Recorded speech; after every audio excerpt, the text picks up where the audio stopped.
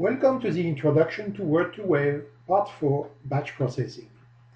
Now that the files of the project have been recorded and edited as required, it's time to batch process them before delivering them to the client.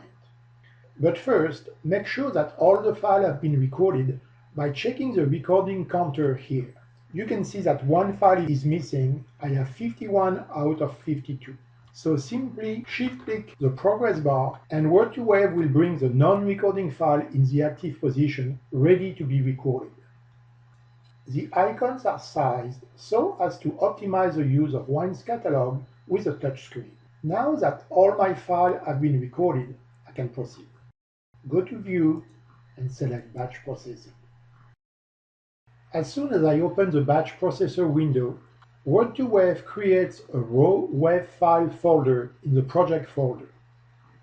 Before batch processing the files, Word2WAV will move all the original files to that folder, then open each file in sequence, process it, and save it back to the project folder. Once the batch processing is complete, the original unprocessed file will be in that raw WAV file folder, and the final processed files will be in the project folder ready for delivery. Word2WAV never deletes or overwrites a file.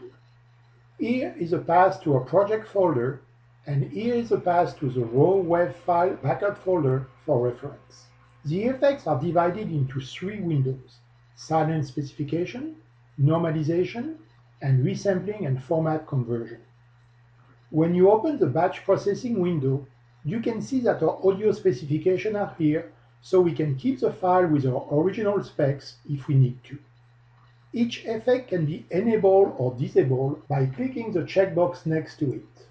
Notice that the effect is bolded or unbolded here accordingly to make it easier to check that we have selected the right effects before processing the files. But remember that if you make a mistake, you only have to retrieve the original files in the backup folder and process them again. The first effect under silent specifications consists in cutting the first and/or the last segment of each file should we have recurring noise in all the files. Depending on your setup, you may pick up the click of the mouse when stopping the recording, for instance. By the way, Word2WAV generates regular WAV files, so they can be processed by any audio processor of your choice. Let's use SoundForge, for instance, to open the first file, intro.wav.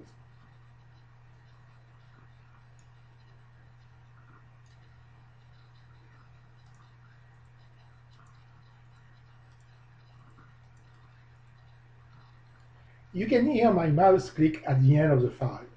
Since this will always happen at the same location, we can cut that mouse click before processing the file.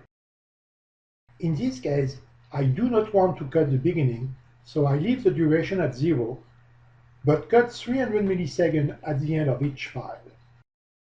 If you do not want to use this effect at all, just uncheck it.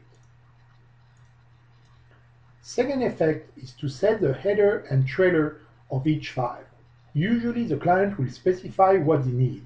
Here, I will set at 200 milliseconds at the beginning and 300 milliseconds at the end.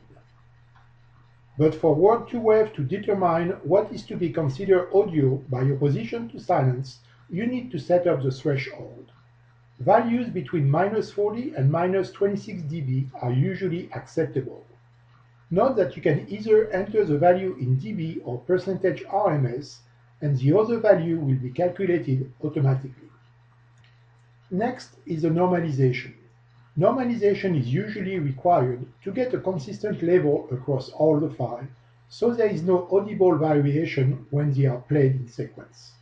Usually 80 to 90% RMS works fine, but experiment to see what works for you and your client.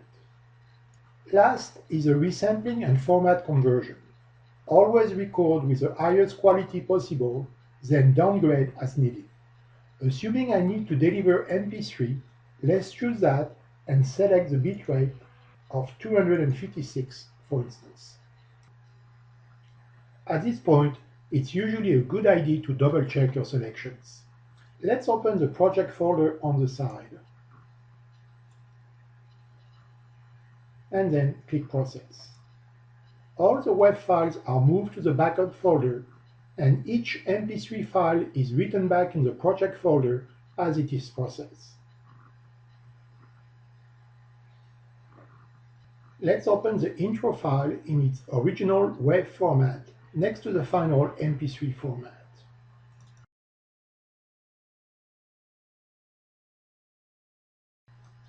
The header and trailer are correct, and the file has been normalized. This concludes the tutorial on Introduction to Word2WAV. I hope you found it informative.